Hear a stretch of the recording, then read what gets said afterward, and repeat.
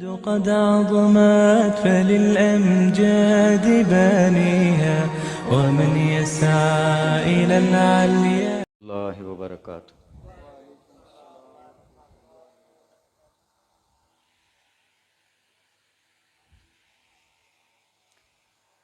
نحمده ونستعينه ونستغفره ونؤمن به ونتوكل عليه ونعوذ بالله من شرور أنفسنا ومن سيئات أعمالنا من يهده الله فلا مضل له ومن يضلله فلا هادي له ونشهد أن لا إله إلا الله وحده لا شريك له ونشهد أن سيدنا ومولانا محمدا عبده ورسوله أما بعد فأعوذ بالله من الشيطان الرجيم بسم الله الرحمن الرحيم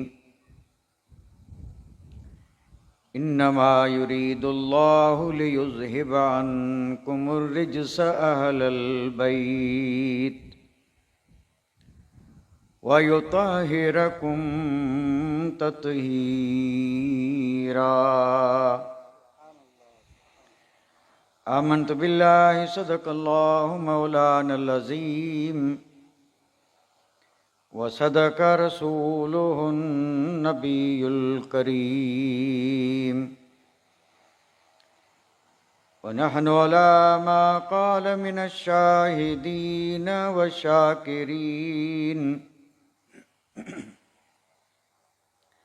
والحمد لله رب العالمين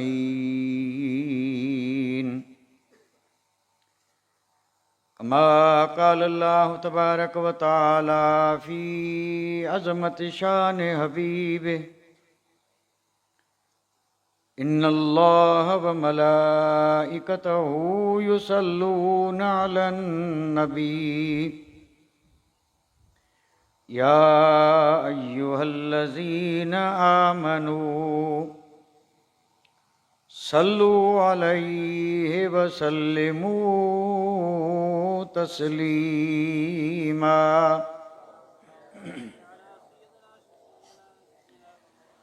اللهم صل على سيدنا مولانا محمد وعلى آل سيدنا مولانا محمد وبارك وسلم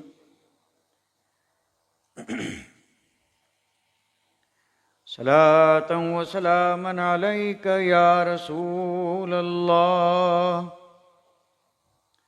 صلاة وسلاما عليك يا حبيب الله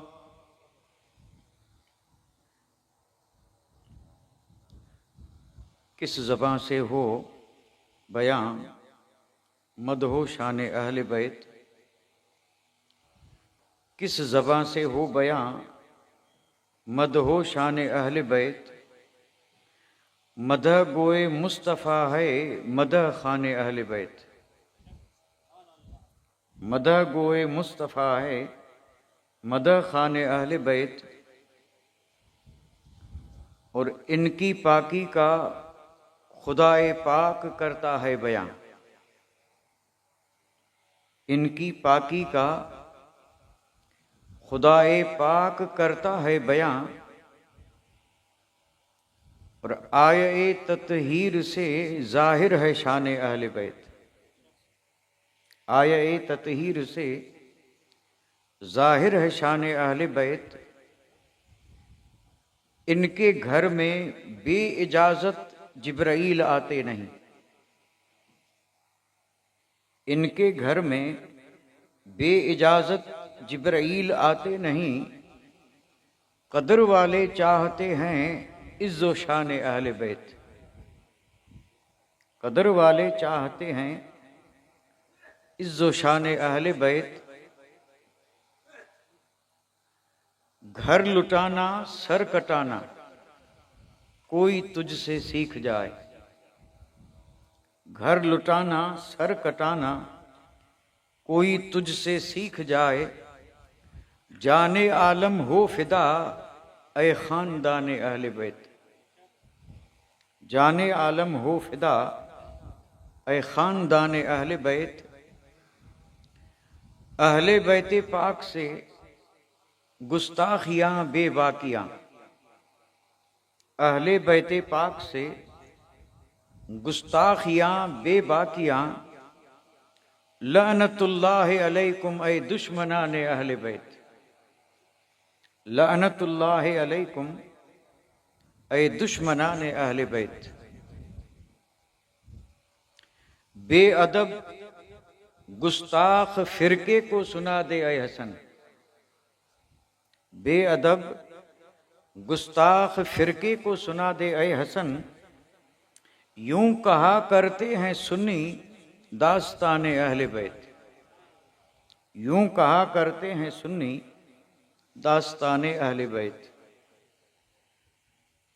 वाजिबुल एहतराम गिरामी कदर जी वकार सादात इज़ाम उलमाए ज़बिल एहतराम मोहतरम व मुकर्रम सामईन किराम इज़्ज़त माब ख़वातीन इस्लाम। आज हमें अपनी इस बाबरकत रूहानी और इरफानी महफिल पाक में बड़े अदब व एहतराम के साथ अहले बैत अतहार की बारगाह आलिया में अपनी अकीदतों और अपनी मोहब्बतों का खिराज करना है और उनके ज़िक्र पाक से अल्लाह ताला की रहमतें और बरकतें हासिल करने की कोशिश करना है। इसलिए मैंने खुतबा मसनूना के बाद कुरान मजीद और फुरकान हमीद की उसी मुबारक और मुक़द्दस आये करीमा को आप हज़रात की खिदमत में तिलावत करने का शर्फ हासिल किया है, जिस आये करीमा में अल्लाह तबारक व तआला ने अहले बैत अतहार की फ़जीलत, उनकी शान, मकाम और मर्तबा बयान फरमाया। मैं आज की अपनी इस मुख्तसर सी गुफ्तगू में कोशिश सिर्फ यही करूँगा कि कुरान मजीद की वो मुबारक और मुक़द्दस आयात जो अहले बैत अतहार की शान में नाजिल हुई और जिसमें अल्लाह ताला ने अहले बैत अतहार के मकाम और मर्तबे को ज़िक्र फरमाया, मैं बड़ी इख्तसार के साथ पहले कुरान मजीद की रोशनी में अहले बैत अतहार का ज़िक्र करूँगा और फिर अगर वक्त बचा तो फिर अहले बैत अतहार की शान में जो अहादीस करीमा वारिद हुई हैं उनमें से भी कुछ हदीसें आप हज़रात की खिदमत में अर्ज़ करने की सआदतें हासिल करूँगा। लेकिन गुफ्तगू से पहले मैं ज़रा बड़े इख्तसार के साथ एक बड़ी मशहूर और मारूफ तमहीद अर्ज़ करने जा रहा हूँ और ये तमहीद जो है ये हमारा जो ज़िक्र इससे पहले हो चुका और जो अब होगा, इन दोनों ज़िक्रों को मिलाने के लिए कि ये दोनों ज़िक्र अलग नहीं है बल्कि ये ज़िक्र एक ही ज़िक्र है। यानी आज से पहले ज़िक्र हो रहा था सहाबा का और अब हम ज़िक्र करेंगे अहले बैत अतहार का। तो जो सहाबा का ज़िक्र हुआ और अब जो अहले बैत अतहार का ज़िक्र होगा, इसको हम ज़रा हदीस पाक की रोशनी में देखना चाहते हैं कि हदीस पाक में इन दोनों ज़िक्रों को अलग रखा है या मिलाया है। इस पर मैं एक तमहीद अर्ज करने जा रहा हूं जो बड़ी मशहूर है। आप और अब हम जानते हैं कि बुजुर्गान दीन ने ये जग और ये जहान जिसमें हम जिंदगी बसर कर रहे हैं, इसको तशबीह दी है दरिया से। यानी ये बिल्कुल दरिया की तरह है जिसमें हम जिंदगी बसर कर रहे हैं। यानी दरिया तो नहीं है, दरिया की तरह है, यानी तशबीह दी है। और सिर्फ बुजुर्गान दीन ही ने नहीं, बल्कि मेरे और आपके आका ताजदार मदीना ने भी इस जग को दरिया से तशबीह दी है, मुशाबह करार दिया है। अब जाहिर बात है, एक तो है खुश्की और एक है समंदर। सफर दोनों में होते हैं, खुश्की में भी आदमी सफर करता है और समंदर में भी। लेकिन हर जी शऊर इस चीज से वाकिफ है कि जो सवारियां इस खुश्की पर हमें सफर करने के लिए काम आती हैं, वो सवारियां समंदर में, दरिया में काम नहीं आएंगी। और फिर समंदर में जो चीज काम आती है उससे भी हम वाकिफ हैं कि अगर समंदर का सफर करना है तो समंदर के सफर के लिए जहाज, कश्ती, ये समंदर के सफर के जराए यही हैं। बगैर इसके समंदर का सफर नहीं होगा। और समंदर एक ऐसी जगह है कि आदमी जब समंदर में सफर करता है तो फिर चारों तरफ पानी ही पानी, यानी जिधर नजर दौड़ाएं उधर पानी ही पानी। कदीम जमाने में, आज का दौर तो तरक्की याफ्ता दौर है, आज आसानियां इतनी हो चुकी हैं कि जिसकी कोई हद नहीं। लेकिन एक दौर था, ये जो समंदर में सफर करते थे जहाज के जरिए या कश्ती के जरिए, तो उनके पास अपनी मंजिल और सिमत मालूम करने के लिए और कोई आला नहीं होता था। वो अपनी मंजिल को मालूम करते थे सितारों से, और अगर सितारे से नजर हटती तो बहक जाते। यानी गोया कि सितारे ही थे जो उन्हें ये बताते थे कि मशरिक किधर है, मगरिब किधर है, और शिमाल किधर है, जुनूब किधर है। ये सितारे ही से पता चलता था। तो कश्ती में सफर करने वाले की नजर रहती थी सितारे पे, और खुद होता था कश्ती में। सारा सफर जो है वो उसी सितारे की रहनुमाई में अपनी मंजिल तक पहुंचाता था। ये अभी ये आलात जो हैं ये वजूद में आए हैं, वरना पहले हमारे यहाँ भी लोग जो जिसको नाखुआ बोलते हैं, वो सिमत मालूम करने के लिए सितारों ही की मदद लेता था। और उन्हें मालूम होता था कि ये सितारा जो है ये किस सिमत में है, ये किस सिमत में है, क्योंकि सितारों ही से अपनी मंजिल का पता लगाते थे। अब ये तो है इस दुनिया का हाल। हुजूर ने 2 हदीसें इरशाद फरमाई हैं जो बड़ी मशहूर हैं। एक हदीस है साहबे कराम के लिए और एक हदीस है अहले बैत अतहार के लिए। और मैं तो ये समझता हूं कि अल्हम्दुलिल्लाह आप हजरात को वो दोनों हदीसें याद होंगी। अब आपने जो हदीसें इरशाद फरमाई, उन हदीसों से ये इशारा मिलता है कि आपने भी इस जग को समंदर रूपी जग करार दिया है। ये जग समंदर की तरह है। अब मैं इसमें इस वजाहत में नहीं जाऊंगा कि ये तशबीह क्यों दी गई, क्योंकि ये फिर एक बात को तूल देना है और लंबा करना है, और उसकी जरूरत नहीं है। यानी तशबीह के लिए कोई ना कोई चीज ऐसी होती है कि जो मुशब्बा और मुशब्बा बिही में मुश्तरक होती है। तो इस जग को समंदर से तशबीह क्यों दी, इस क्यों का जवाब मैं अभी नहीं दूंगा, तशबीह दी है। अब वो हदीसें आप सुन लें जरा अकीदत और मोहब्बत के साथ। हुजूर ने फरमाया असहाबी कन नुजूम बेअय्यिहिम इक्तदैतुम इह्तदैतुम। आपने फरमाया मेरे सहाबा सितारों के मानंद हैं, उनमें से जिस किसी के नक्शे कदम पे चलोगे कामयाब हो जाओगे।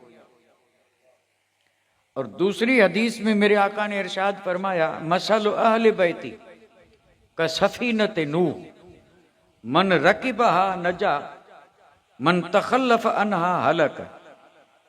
आपने फरमाया मेरे अहल बैत की मिसाल हजरत नूह की कश्ती की तरह है, जो उस कश्ती में सवार हुआ वो बच गया और जो उससे पीछे रहा सवार न हुआ हलाक हुआ। अब आप अंदाजा फरमाएं, हुजूर ने सहाबे कराम को कहा सितारे और अहले बैत अतहार को तशबीह दी कश्ती से। तो कश्ती और सितारे ये मामला सारा का सारा समंदर का है। तो गोया कि ये जग समंदर की तरह है, जितने खतरात समंदर में हैं उससे भी कहीं ज्यादा खतरात इस जग में हैं। जितने खतरात समंदर में उससे भी कहीं ज्यादा खतरात इस जग में हैं। और जैसे समंदर से सलामती के साथ पार पहुंचना है तो कश्ती भी चाहिए और सितारों पर भी नजर चाहिए। इसी तरह इस जग से अगर कामयाबी के साथ उस जग में जाना है तो फिर सलामती के लिए कश्ती भी चाहिए और सितारे भी चाहिए। तो मेरे आका ने फरमाया कश्ती मेरे अहल बैत हैं और सितारे सहाबा हैं। कश्ती अहल बैत हैं और सितारे, तो मुराद क्या है कि इन दोनों की मोहब्बत जिसके दिल में होगी वो डूबेगा नहीं, वो हलाक नहीं होगा, बल्कि वो सलामती के साथ इस जग से उस जग पहुंचेगा सलामती के साथ। और जिसने इनमें से किसी एक से भी मुंह मोड़ा तो ये पार पहुंच ही नहीं सकता। अगर कश्ती नहीं तो डूब जाएगा और सितारे नहीं तो मंजिल नहीं पाएगा। और जाहिर बात है जब मंजिल नहीं पाएगा तो वो समंदर में कहां गर्क हो जाए इसका किसी को कोई इल्म नहीं। पार वही पहुंचेगा जिसके पास ये दोनों चीजें हों। और ये आया है अल्हम्दुलिल्लाह रब का इनाम हमारे हिस्से में, हम अहले सुन्नत व जमात के हिस्से में, कि अल्हम्दुलिल्लाह हमारे पास पार पहुंचने के लिए कश्ती भी है और मंजिल का पता लगाने के लिए सितारे भी हैं। इसलिए अहले सुन्नत व जमात जब इस मजमून पे नजर जाती है तो आशिकों के इमाम के कलाम पर भी नजर जाती है। ये मैंने जो कुछ भी अर्ज किया है आला हजरत अजीमुल बरकत ने इस पूरे मजमून को एक बंद में समो दिया। ये पूरा मजमून जो है आपने एक बंद में समो दिया। आपने इरशाद फरमाया अहले सुन्नत का है बेड़ा पार, अहले सुन्नत का है बेड़ा पार कि असहाबे रसूल नज्म हैं और नाव है इतरत रसूलुल्लाह की। नज्म कहते हैं सितारे को और नाव कहते हैं कश्ती को। यानी आला हजरत ने फरमाया कि हम अहले सुन्नत व जमात का बेड़ा पार क्यों है, तो कहते हैं कि असहाब नज्म हैं और अहले बैत अतहार नाव हैं। और ये दोनों चीजें रब ने हमें अता फरमाई। कुछ लोग तो ऐसे हैं जो सिर्फ अहल बैत से मोहब्बत करते हैं और कुछ ऐसे भी हैं जो सिर्फ सहाबा से मोहब्बत करते हैं। और जो सहाबा से मोहब्बत करते हैं वो अहल बैत से बुग़्ज़ रखते हैं और जो अहल बैत से मोहब्बत करते हैं वो सहाबा से बुग़्ज़ रखते हैं।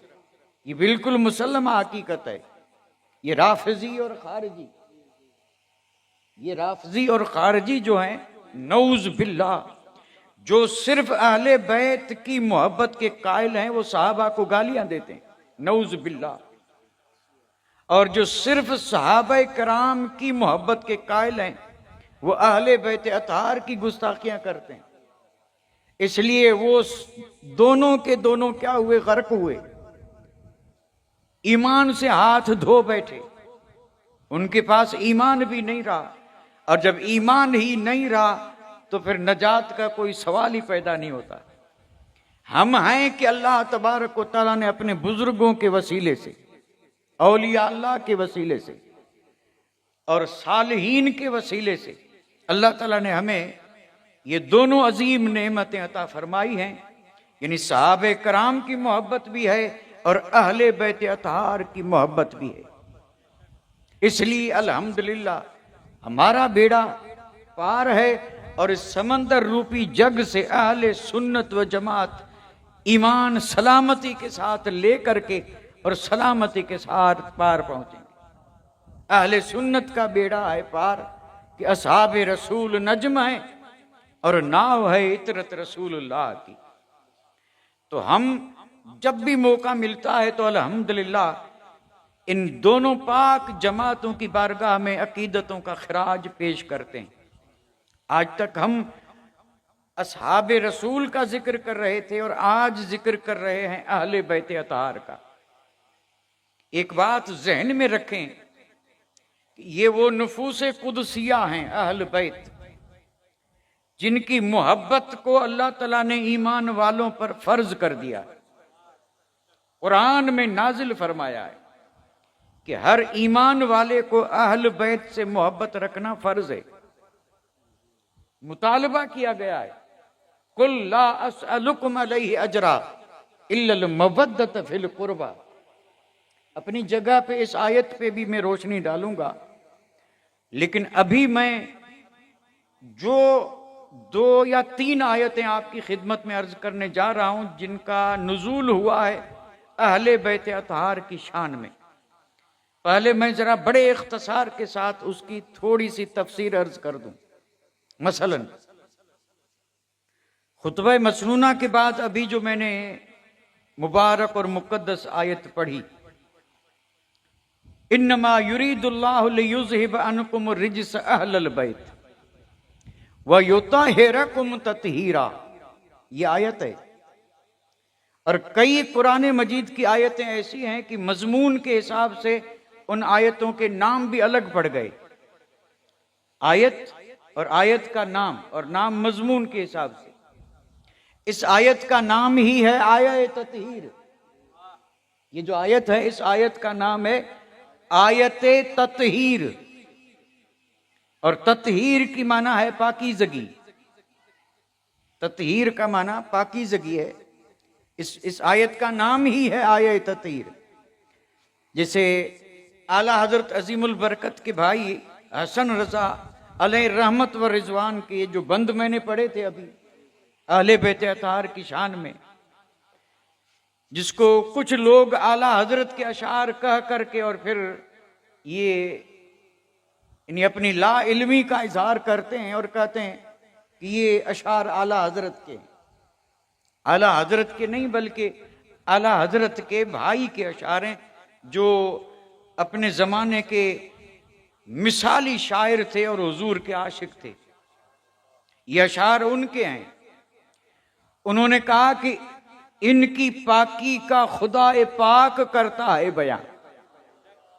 अब देखिए ये तारीफ किसकी कर रहे हैं? अहले बैत अतहार की। और इस आयत की रोशनी में कि अहले बैत अतहार वो हैं कि इनकी पाकी का खुदा पाक करता है बयान।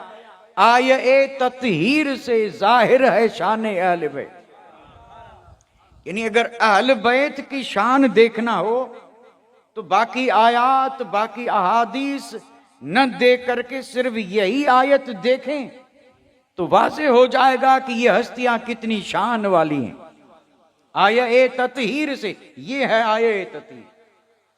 और इस आये तत्हीर का तर्जुमा क्या है, जरा तर्जुमा समात फरमा लें। जुज़ी नेस्त अल्लाह ताला इरादा फरमाता है युज़हिब अनकुम रिज्स, कि हर नापसंदीदा चीज को तुमसे दूर कर दे। ऐ अहले बैत, यानी ऐ अहले बैत अल्लाह ताला का इरादा है। अल्लाह ये पसंद फरमाता है कि तुमसे हर नापसंदीदा चीज को क्या कर दे, दूर कर दे, और तुम्हें खूब खूब पाक और सुथरा फरमा दे। ये जो है ना खूब खूब, ये ताकीद से तर्जुमा मिला है। योता हेरा को मुततहीरा, यानी वो तुम्हें पाक साफ कर दे। पाक साफ करना, जब पाक साफ कर दे ये माना पहले जिक्र हो चुका, तो फिर ततहीरा की क्या जरूरत है, ये ताकीद है। और इसी से ये माना बना है कि खूब खूब अल्लाह तुम्हें क्या कर दे, पाक और साफ फरमा दे। अच्छा, अब अगर मैं आप हजरात से एक सवाल पूछूं कि अल्लाह ताला अगर किसी चीज का इरादा फरमाए तो क्या होता है? अल्लाह जिस चीज का इरादा फरमाए, जल्ल जलालहू अम्म नवालू, अल्लाह ताला इरादा फरमाए, कुरान मजीद में है कि अल्लाह ताला की शान ये है, इज़ा अरादा शैयन, अल्लाह ताला की शान ये है कि जब किसी चीज का रब ने इरादा किया तो वो कहता है कुन, हो जा, फयकून, वो उसी वक्त हो जाती है। रब ने इरादा फरमाया जमीन पैदा करने का, फरमाया जमीन हो जा, तो उसी वक्त जमीन में समझाने के लिए अर्ज कर रहा हूं। यानी ये है रब की शान, वो इरादा करे, इरादा करते। अच्छा, एक बात जहन में रखें, ये समझाने के लिए है कि वो कहता है कुन, वो ये कहता है कि हो जा, ये समझाने के, ऐसा नहीं कि वो वाकई उसी चीज को ये कहता है हो जा, नहीं, इधर रब ने इरादा फरमाया और उधर चीज हो गई। यानी रब ने इरादा फरमाया और चीज क्या हो गई, पैदा हो गई। तो ये सारा जग रब के इरादे से बना है, जिस जिस चीज का रब ने इरादा किया वो चीज। और यहां रब किस चीज का इरादा फरमा रहा है? अहले बैत अतहार को पाक करने का। तो कैसे, कितने पाक हुए होंगे, उनकी पाकी का आलम क्या होगा? है कोई जो इसका अंदाजा लगा सके कि जिन्हें रब ने पाक किया? और फिर इस आयत का तर्जुमा जो मैंने किया है, मुफस्सिरीन कराम के अगर सारे कौल जिक्र किए जाएं कि किस चीज से पाक किया, तो मुफस्सिरीन कराम ने अलग अलग चीजें लिखी हैं। किसी ने इसका यानी तफसीर करते हुए और फिर ये कहा कि इस चीज से, इससे कई चीजें, किसी ने कहा कि अजाब से, किसी ने कहा पलीदी से, किसी ने कहा नजस से। रिजस के मानी कई हैं, यानी गंदगी, नापाकी, जाहिर की, बातिन की, अजाब से, मुसीबत से। अब कई माना इसकी की और होती है रिजस की। अरबी का यानी एजाज है कि अरबी का लफ्ज एक होता है और माने सैकड़ों उस एक लफ्ज के मानी बनते हैं। तो रिजस के मानी बेशुमार, लेकिन बुजुर्गों ने हमारे लिए आसानी भी की है, उन सारे मानी को जमा किया और जमा करके फिर फरमाया रिज्स से मुराद है हर नापसंदीदा चीज। ये इसमें सब आ गई, यानी कुफर, शिरक, अजाब, गंदगी, जाहिरी, बातनी, जितनी नापाकियां हैं वो सब इसमें आ गई। क्योंकि ये सारी चीजें वो हैं जो न तो अल्लाह को पसंद है न रसूलुल्लाह को, ये सब नापसंदीदा। जो जो चीज अल्लाह और उसके रसूल को पसंद नहीं है, अल्लाह ताला ने अहले बैत अतहार को उस चीज से पाक कर दिया। यानी हर नापसंदीदा चीज से अल्लाह ताला ने उन्हें, इसलिए अल्हम्दुलिल्लाह मोहब्बत वाले जब भी बोलते हैं तो वो इन नुफूसे कुदसिया का अहले बैत नाम लेकर के जिक्र करें या एक एक शख्सियत का नाम लेकर जिक्र करें। वो जब जिक्र करेंगे तो अवामुन नास को भी रब ने ये तौफीक बख्शी है कि वो नाम लेते हैं तो उसके साथ पाक का लफ्ज जरूर बोलते हैं। जिसे कहते हैं इमाम पाक, ये पाक का लफ्ज जो है ये इसी तत्हीर ही का तर्जुमा है, क्योंकि इन्हें अल्लाह ने पाक किया है। यानी हम ये कहते हैं कि मौला अली पाक, सैयदा तय्यबा ताहिरा फातिमत ज़हरा रदियल्लाहु ताला अन्हा पाक, इमाम हसन पाक, इमाम हुसैन पाक। और ये पाक किया किसने? रब ने। और पाक किया किससे? हर नापसंदीदा चीज से। यानी कोई भी ऐसी, चाहे वो अफ़आल हो चाहे अमाल हो, यानी चाहे वो ऐसे काम हो जो नापसंद हैं, कोई अफ़आल है अमाल है, और जो चीज भी नापसंद है अल्लाह ताला ने उस हर नापसंद चीज को इनसे दूर फरमा दिया।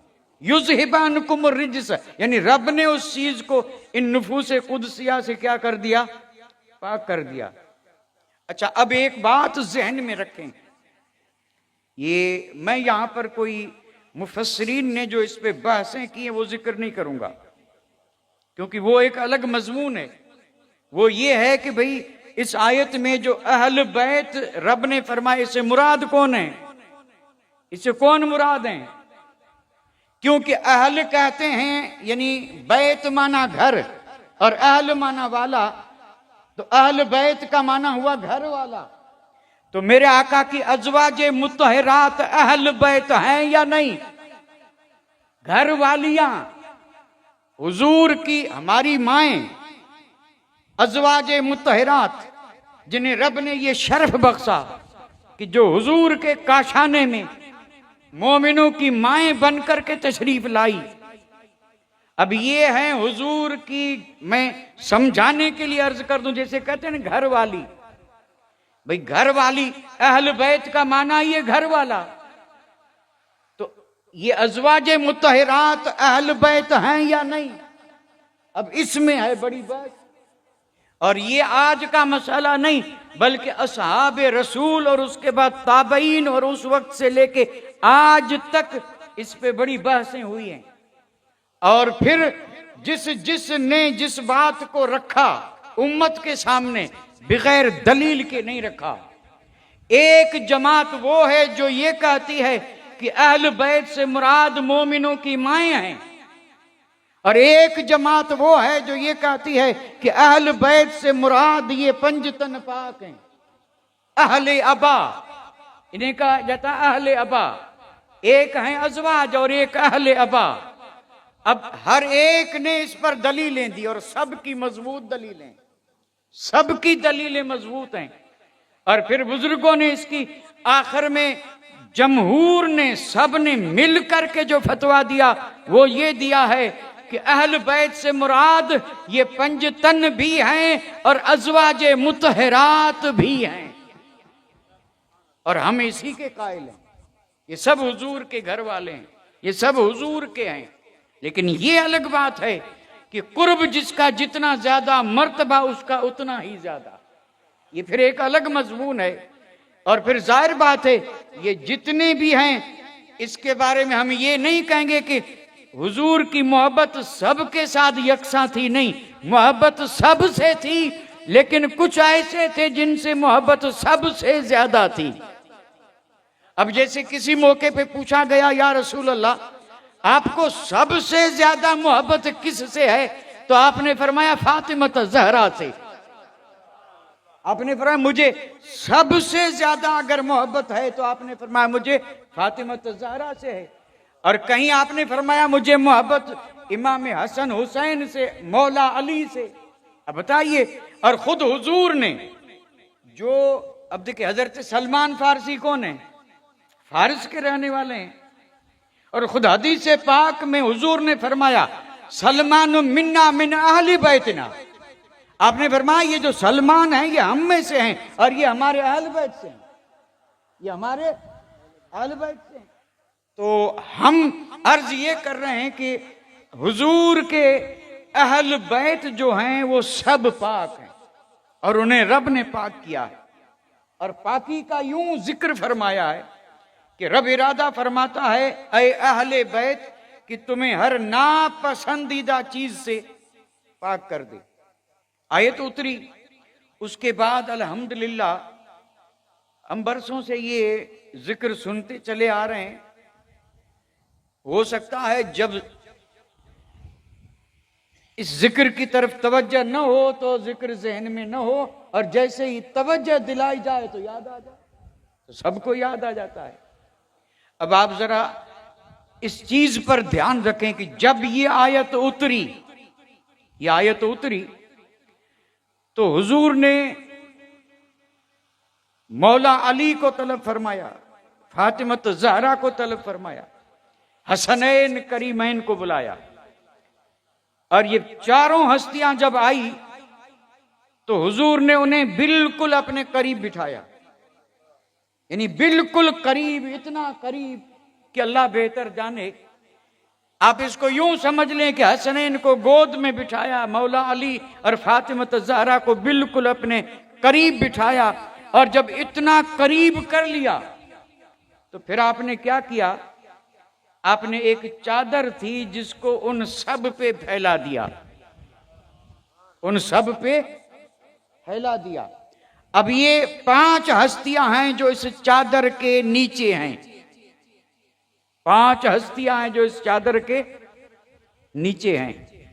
और फिर जब इस तरह आपने उन्हें उस चादर के नीचे लेके, और फिर आपने नबूवत वाले हाथ उठाए और आप दुआ फरमा रहे हैं, और आप इरशाद फरमा रहे हैं कि अल्लाहुम्मा हाउलाए अहलु बैती, मेरे मौला ये हैं मेरे अहल बैत, फत्तहिरहुम तत्हीरा, तो तू उन्हें खूब खूब पाक साफ सुथरा फरमा दे।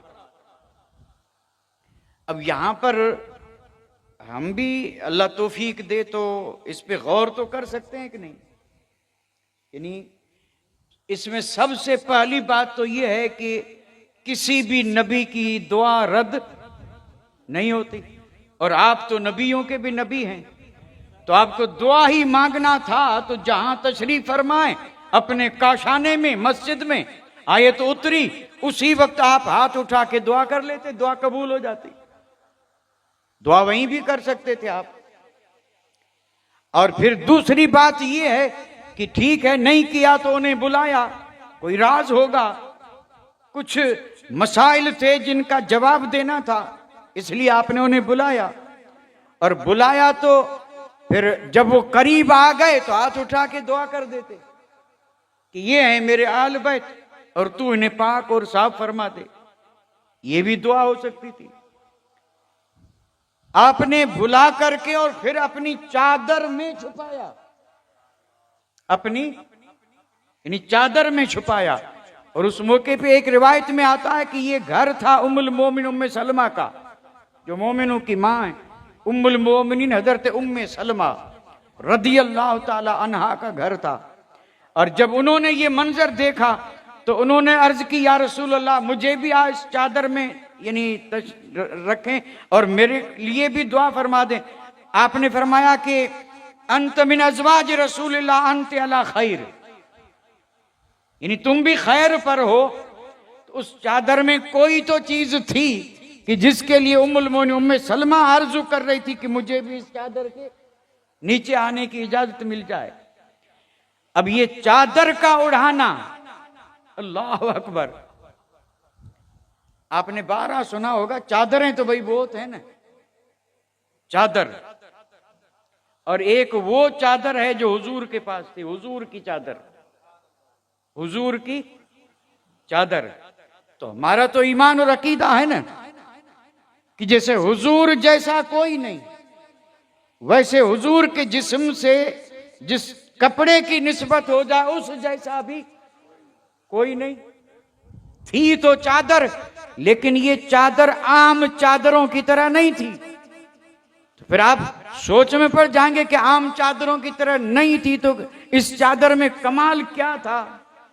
तो अगर कमाल देखना है तो मैं सिर्फ इशारा कर दूं कि इस चादर में कमाल क्या था। दोपहर में हुजूर किसी अपने सहाबी के जनाजे को दफन करके वापस आ रहे हैं, और आ रहे हैं कहां? उम्मुल मोमिनीन हजरत आयशा के हुजरे की तरफ। और जब आप उम्मुल मोमिनीन के घर में दाखिल हुए तो उम्मुल मोमिनीन हजरत आयशा उठी और दौड़ करके उन्होंने हुजूर के जिस्म को यूं टटोलना शुरू कर दिया, हाथ घूमना। तो मेरे आका ने फरमाया कि आयशा हुआ क्या है? मैं तो आज नहीं कई बार इस मौके पे आता हूं, आज मैं आया हूं तो तू उठी और ये मेरे जिस्म अकदस पे यूं हाथ घुमा रही, आयशा हुआ क्या?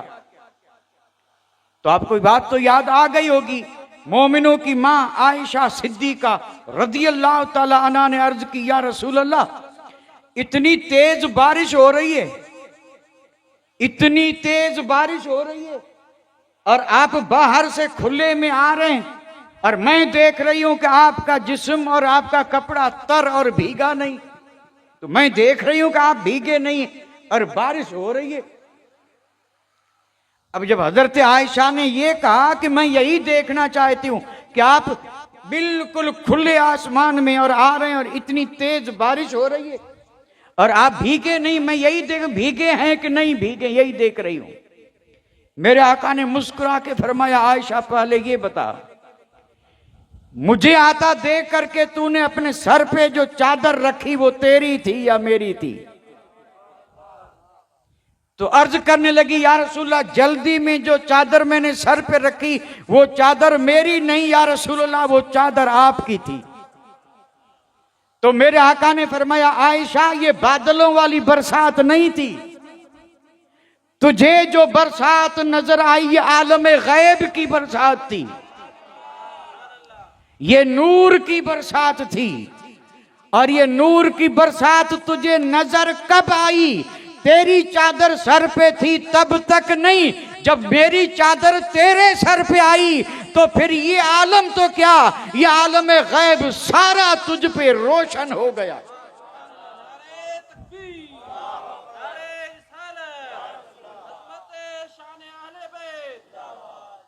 अब आप जरा सा गौर फरमाएं, इसमें भी एक बात मैं अपनी तरफ से समझाने के लिए अर्ज करता चलूं। एक तो ये है कि हजरत उम्मुल मोमिनीन आयशा ने अपने इरादे से और अपनी तरफ से चादर उठा के अपने सर पे रखी थी, ये तो खुद उन्होंने रखी थी, हुजूर ने हुक्म नहीं दिया था और न इन्होंने हुजूर से पूछा था। और आज यहां जो चादर जिनके सरों पे है वो उन्होंने अपनी मर्जी से नहीं बल्कि मुस्तफा ने उन्हें बुला करके और फिर उस चादर को उनके सरों पे रखा था, और जिनके सरों पे रखा ये हैं अहले बैते अतहार। अच्छा, अब किसी में है जो अंदाजा लगा सके कि जब ये चादर सर मुबारक पे आई होगी तो उस वक्त उन्होंने क्या क्या नूर देखे होंगे, उन पर कौन कौन से गैब के आलम मुनकशिफ हुए होंगे और उनका क्या क्या गैब जाहिर हुआ होगा, ये या तो मुस्तफा जाने और या ये अजीम हस्तियां जाने। अब मैंने तो ये अर्ज कर दिया और इससे ये मुराद नहीं है कि बस इसका यही एक राज था, राज अल्लाह जाने रसूलुल्लाह जाने, यानी इसकी असल हिकमत जो थी वो अल्लाह जाने और अल्लाह का रसूल जाने। लेकिन हुजूर ने हजरत मौला अली मुश्किल कुशा, सैयदा तैयबा फातिमा ज़हरा, इमाम हसन, इमाम हुसैन, इन्हें बुला के करीब बिठा के सरों पे चादर को फैला के और फिर दुआ मांगी, अल्लाहुम्मा हाउलाए अहलु बैती फत्तहिरहुम तत्हीरा, और इन्हें तू खूब खूब पाक साफ और सुथरा फरमा दे। अब झूम करके कह दें, अली पाक, फातिमा पाक, इमाम हसन पाक और इमाम हुसैन पाक। और रसूल तो पाक हैं, रसूल तो पाक। हाँ, इतना फर्क जरूर है कि रसूल पाक करने वाले हैं और जग पाक होने वाला है। रसूल पाक ही आए हैं और दूसरे रसूल के आने से पाक हुए हैं और दूसरे रसूल की निस्बत से पाक हुए हैं। यानी हुजूर तो पाक ही आए और फिर हुजूर ने जिसे चाहा उसे पाक बना दिया। तो ये हैं अहले बैते अतहार। ये अब इसमें तो कोई शक नहीं रहा। अब इससे बढ़कर के और तफसीर क्या होगी? यानी कुरान मजीद की हुजूर ने अमलन तफसीर बता दी, अमलन, कि ये हैं अहल बैत और ये हैं पाक, और इन्हें पाक किसने किया? और सिर्फ इसी पर बस नहीं, एक रिवायत में है 40 दिन और एक रिवायत में कई महीनों का जिक्र आया है। और ये मामला कब का? जब ये आयत उतरी उसके बाद जैसे ही ये आयत उतरी उसकी ये तफसीर भी हो गई, चादर में छुपा के आपने दुआ भी फरमा ली। उसके बाद ये जिक्र आता है कि फजर के वक्त हुजूर अपने घर से जब निकलते और जब जाते थे नमाज पढ़ाने के लिए मुसल्ले पे, मस्जिद नबवी में, तो पहले तो हुजूर निकलते तो डायरेक्ट मुसल्ले पे चले जाते, लेकिन ये आयत जब उतरी तो आपने कई दिनों तक अपना ये मामूल बनाया कि मुसल्ले पे बाद में जाते, फातिमा के दरवाजे पे पहले आते, यानी मुसल्ले पे बाद में जाते। पहले आप हजरत सैयदा तैयबा फातिमा ज़हरा के दरवाजे पे आते, आकर के खड़े हो जाते और खड़े होकर के फिर फरमाते अस्सलातु अस्सलातु अहलल बैत, यानी 40 दिन कई महीने आपका ये मामूल रहा। अब ये जो आप इरशाद फरमाते ये काबिल गौर है, यानी ऐ अहले बैत पाक नमाज नमाज, ऐ अहले बात नमाज। तो क्या अहले बैत नमाज नहीं पढ़ते थे? क्या ये घराना या इस घर में जो थे वो क्या नमाज नहीं पढ़ते थे कि हुजूर ने जगाते और कहते कि नमाज नमाज? कुछ तो राज होगा ना। और हमें तो यही समझ में आ रहा है कि कयामत तक आने वाले जो अहल बैत हैं ये उनके लिए पैगाम था कि अगर अहल बैत की शान को संभाल के रखना है तो इस घर पे भी नजर रहे। हुजूर ने कई दिन कहा नमाज नमाज, और इससे नमाज की अहमियत का भी सबूत मिलता है। और फिर वाकई जो वफादार हैं अहल बैत में से वो किसी भी हाल में नमाज को तर्क नहीं करेंगे। उम्मत को तो हुक्म है ही, हुजूर ने कई दिनों तक। और फिर हदीस पाक में ये भी है कि आप इरशाद फरमाते अस्सलात अहलुल बैत, और ये फरमा करके और फिर फरमाते इन्नमा युरीदुल्लाहु लियुज़हिब अन्कुम रिज्स अहलुल बैत व युतहिरकुम ततीरा। इस आयत मुबारका को आप तिलावत भी फरमाते। तो इस आयत मुबारका से साबित हुआ कि अहले बैत अतहार क्या हैं?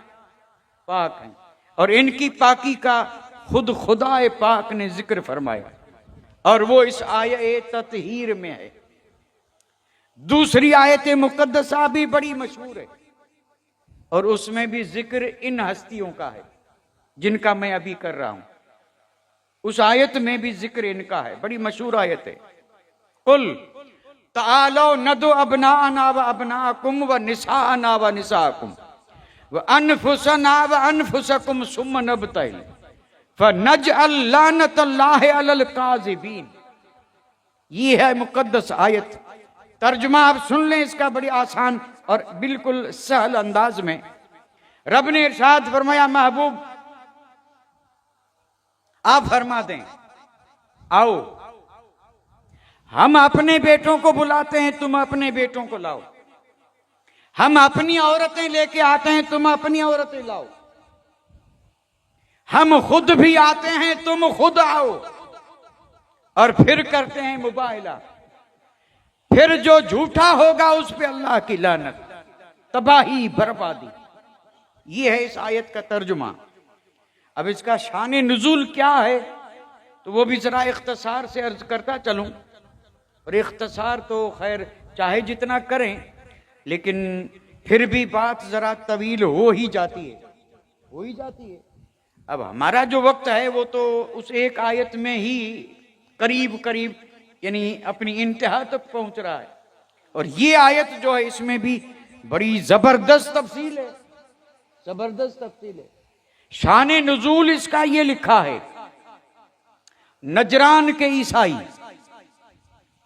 ईसाई यानी अब हम अगर समझने के लिए कहें तो ईसाई यानी जो हजरत ईसा के उम्मती हैं। हजरत ईसा रूहुल्लाह, कलिमतुल्लाह, अब्दुल्लाह, और जो उनकी उम्मत में जिनकी तरफ उन्हें भेजा गया, और जो उसके बाद तो खैर इनके अकायद बदल गए और इसमें 3 तरह के ईसाई बन गए जो आज भी मौजूद हैं। कुछ तसलीस के कायक हैं, कुछ ये कहते हैं कि हजरत ईसा अल्लाह के बेटे हैं, उस वक्त भी थे ये। ईसाइयों का मानना यह था कि हजरत ईसा नऊज बिल्ला अल्लाह के बेटे, और उस पर वो दलील क्या देते थे कि कहीं ऐसा भी हो सकता है कि बाप न हो और बेटा पैदा हो जाए, इसलिए वो कहते थे कि नऊज बिल्ला हजरत ईसा अल्लाह के बेटे, यानी अल ईसा इब्न अल्लाह। ईसा, हालांकि ये हजरत ईसा इब्ने मरियम है, हजरत ईसा जो हैं ये इब्ने मरियम है, मरियम के बेटे, और ये कलिमतुल्लाह हैं, रूहुल्लाह हैं, जो हमारा ईमान और अकीदा है, अब्दुल्लाह है। उस वक्त भी ईसाइयों का यही अकीदा था कि ईसा इब्नुल्लाह, और हुजूर तशरीफ लाए। कुरान मजीद में अल्लाह तबारक व तआला ने जो पाक कलाम हुजूर पे उतरा, उसमें इस बात की वजाहत कर दी गई कि ईसा इब्नुल्लाह नहीं है, ईसा रूहुल्लाह है, ईसा रूहुल्लाह हैं, कलिमतुल्लाह हैं। अब जब ये बात पहुंची नजरान के ईसाइयों के पास, तो ये पूरा वफद लेके आए, और ये वफद किसका था? इसमें ज्यादातर पादरी थे जो अपने आप को यानी अल्लाह की मुकद्दस किताब का आलिम गर्दानते थे, कि वो गोया कि अल्लाह की किताब के आलिम है, इंजील के आलिम है। अब ये वफद जब पहुंचा कहां पे? मदीना मुनव्वरा में, हुजूर की बारगाह में, और आया था मुनाजरे के लिए। अब आए आमने सामने, इधर मेरे आका हैं और उधर वो हैं, उनका सरदार अब्दुल मसीह, बड़ा पादरी, बड़े पादरी का नाम अब्दुल मसीह, और बाकी पूरा वफद था, उसमें उलमा भी थे और बाअसर रोसा भी थे, पूरा वफद आया था। नजरान के ईसाइयों का वफद मुनाजरा करने आया था, और वो इसलिए आए थे कि हम साबित करेंगे कि हजरत ईसा अल्लाह के बेटे हैं। और दलील क्या थी कि कहीं कोई बगैर बाप के बेटा। और जब ये मुनाजरा शुरू हुआ तो मेरे और आपके आका ने इरशाद फरमाया, मुझे जवाब दो, हजरत आदम का बाप है? तो कहने लगे नहीं।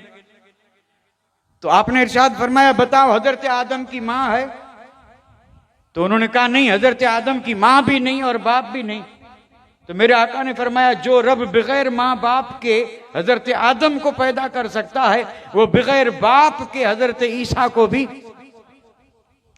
अब ये हुज्जत तमाम हो गई, लेकिन चूंकि वो थे हठ धर्म, नहीं मान रहे थे। अब जब नहीं मान रहे थे तो रब ने फरमाया, महबूब ये मुनाजरे से जब नहीं मान रहे हैं तो आप इन्हें चैलेंज दें मुबाहिले का। अब ये मुनाजरे के ऊपर का दर्जा है मुबाहिले का, मुबाहिला। आजकल भी कुछ लोग जोश में आकर के और मुबाहिले की धमकियां दे देते हैं, और मुखालिफ से कहते हैं आजा मैदान में आग जलाएंगे, हम भी आग में जाएंगे, तुम भी आग में जाना, जो जल गया वो झूठा, जो बच गया वो। ये मुनाजरा नहीं है, ये मुबाहिला है, ये मुबाहिला है। मुनाजरे में तो किताब और सुन्नत से दलीलें दी जाती हैं, हुज्जतबाजी होती है, और दलील से दलील को तोड़ा जाता है, और जिसकी दलील मजबूत होगी वो जीत जाएगा। तो मुनाजरे से ऊपर फिर मुबाहिला है।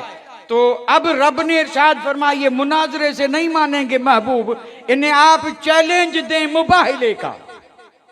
और मुबाहिले का चैलेंज क्या है? तो रब ने फरमाया, महबूब इन ईसाइयों से आप यूं कहें कि आओ, जब मेरी बात नहीं मान रहे हो, मैंने दलाइल से साबित कर दिया है कि हजरत ईसा रूहुल्लाह हैं, इब्नुल्लाह नहीं, क्योंकि अल्लाह बेनियाज है, लम यलिद वलम यूलद है, वलम यकुन लहू कुफुवन अहद है। अल्लाह न तो किसी का माँ बाप और न किसी की कोई औलाद, वो इस चीज से पाक है।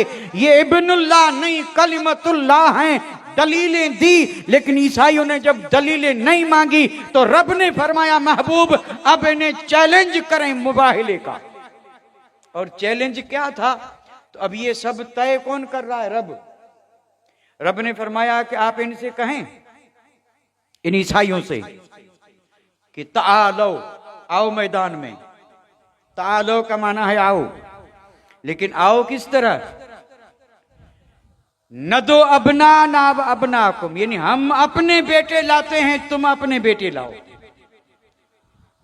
औलाद, बेटे। और फिर फरमाया, तुम अपनी औरतें लाओ, हम अपनी औरतें लेके आते हैं। तुम खुद भी आओ और हम खुद भी आते हैं। और फिर उनसे कहो जब इस तरह हम आ जाएंगे एक मैदान में, फिर दुआ करेंगे, मुबाहिला करेंगे, और जो सच्चा होगा वो बच जाएगा, वो झूठा होगा वो हलाक हो जाएगा। आपने बुलाया उनको, वो उनका बड़ा पादरी अब्दुल मसीह भी साथ में है, सारा वफद साथ में। आपने फरमाया जब दलीलों से नहीं मान रहे हो तो फिर सूरत यही है, और ये करो कि आओ कल वहां पर मुबाहिला होगा। तो उन्होंने फौरन क्या कहा था? उन्होंने कहा मोहलत दें।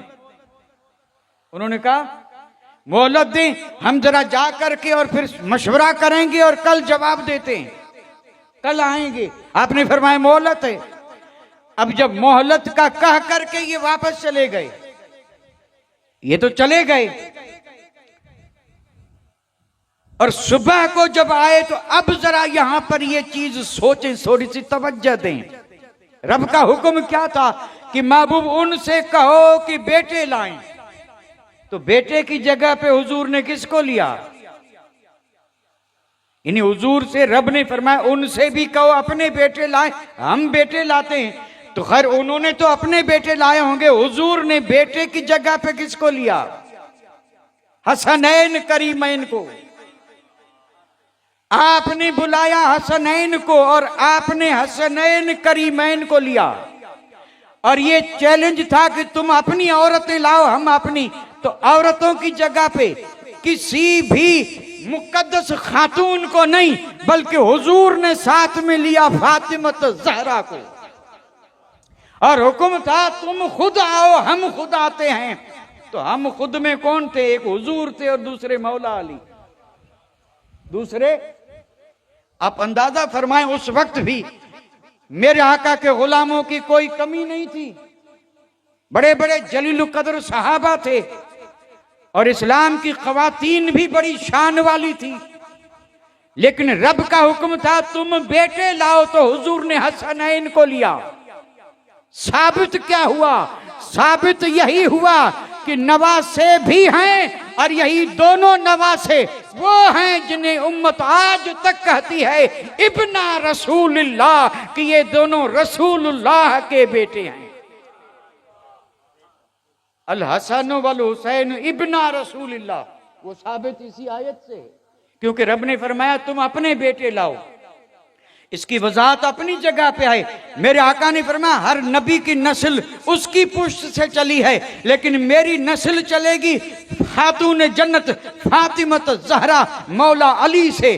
गोया कि ये हुजूर ही की नस्ल है, इसलिए आला हजरत ने झूम करके कहा था कि तेरी नस्ल पाक में, तेरी नस्ल। हालांकि हुजूर की औलाद से, जो खुद हुजूर की औलाद थी, शहजादे थे, लेकिन बचपन ही में विशाल हो गया। हुजूर के शहजादों का बचपन में विशाल हो गया, तो फिर नस्ल कहां से चली हुजूर की?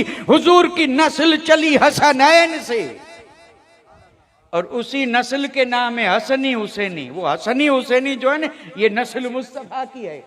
और इसी के बारे में आला हजरत कहते हैं या रसूल अल्लाह, तेरी नस्ल पाक में है बच्चा बच्चा नूर का, तू है ऐने नूर और तेरा सब घराना नूर का। एक बात यहां जिम्न में अर्ज करता चलूं, बेशक हुजूर की औलाद नूर है, काबिल ताजीम और काबिल इज्जत है, लेकिन है कब तक? जब तक हुजूर की बन के रहे। ये जुमला मैं जोर से फिर बोल रहा हूं, यानी अहल बैत शान वाले हैं, अजमत वाले हैं, काबिल ताजीम हैं, हम उनके हाथ पैर चूम सकते हैं, लेकिन कब तक? जब तक वो हुजूर के बने रहे। और अगर हुजूर के खिलाफ हैं तो फिर वो हुजूर की औलाद ही में से निकल गए। और इसके लिए कुरान दलील फराम कर रहा है, ये हम नहीं कह रहे, कुरान कह रहा है। तूफान नूह आया था ना कि नहीं आया था? तूफान नूह जब आया तो हजरत नूह का बेटा, जो हजरत नूह का नहीं था, बेटा था, लेकिन हजरत नूह को नबी भी नहीं मानता था और हजरत नूह के फरमान को भी नहीं मानता था, कुफ्र पे था। बाप हैं, हजरत नूह ने कहा बेटा तूफान आ रहा है, कोई नहीं बचेगा। आ जा कश्ती में और मान ले। उसने कहा नहीं, उसने कहा मुझे तो पहाड़ की चोटी बचा लेगी, इतना कितना तूफान आएगा मैं पहाड़ की चोटी पे चढ़ जाऊंगा। चढ़ गया चोटी पे, और तूफान जब आया और पानी चोटी के करीब जब पहुंचा, तब हजरत नूह ने कहा कि ये मेरा बेटा है, मौला बचा ले। तो रब ने फरमाया लैसा मिन अहलिक, रब ने फरमाया वो तेरे अहल में से नहीं है, वो तेरा अहल नहीं है, नबी का बेटा है। लेकिन रब ने फरमाया लैसा मिन अहलिक, तेरा अहल नहीं है। क्यों नहीं है?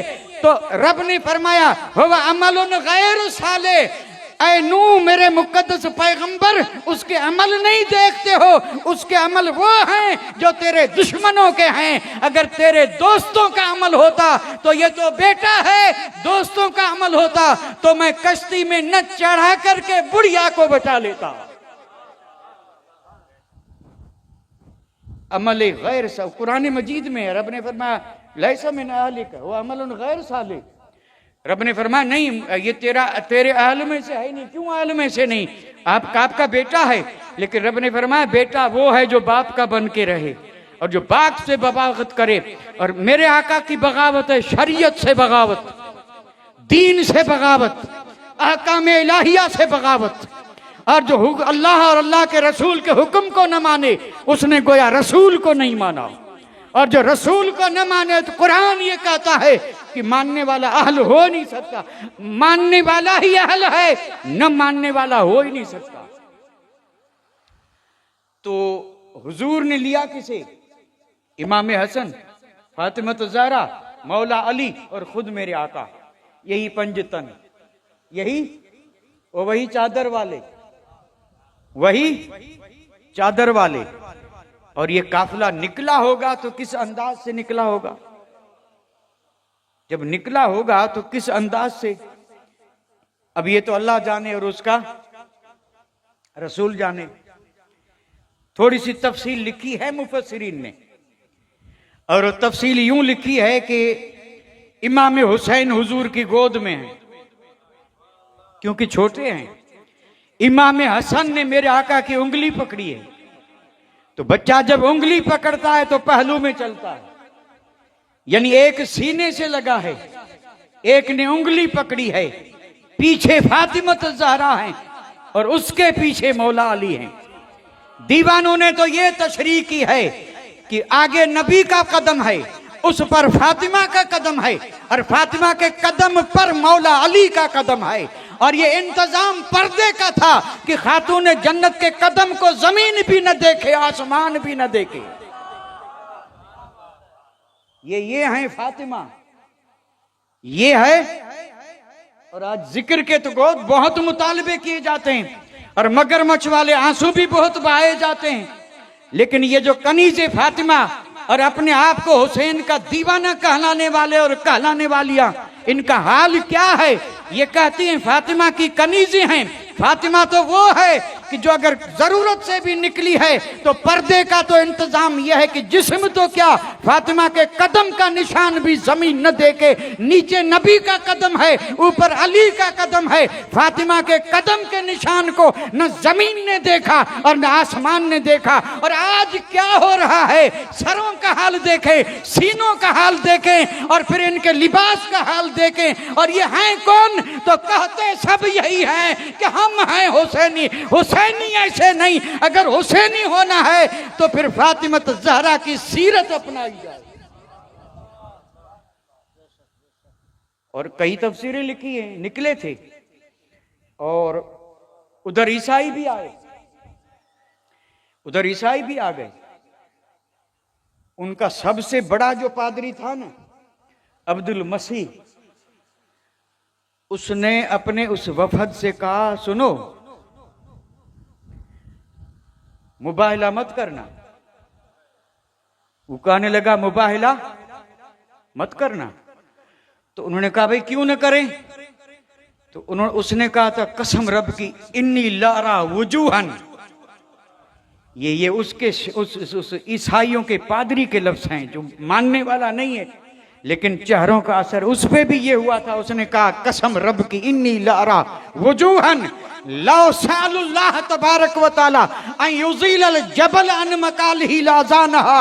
कहा मैं ऐसे चेहरे देखता हूं कि अगर इन्होंने दुआ की और नबी ने दुआ की और इन्होंने आमीन किया, आमीन कहा, तो अगर पहाड़ के हटने की दुआ करेंगे तो पहाड़ जगह से हट जाएगा।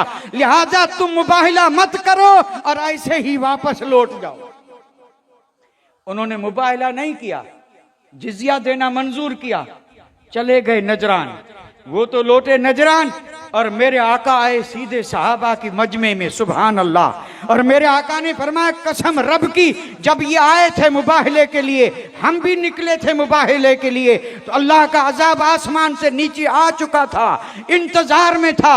अगर वो हमसे मुबाहिला करते तो फिर ये तो यहीं खत्म हो जाते और 1 साल के अंदर अंदर रूए जमीन के सारे ईसाई भस्म हो जाते और दुनिया पे कोई ईसाई न रहता। इन्होंने मुबाहिला नहीं किया इसलिए बच गए।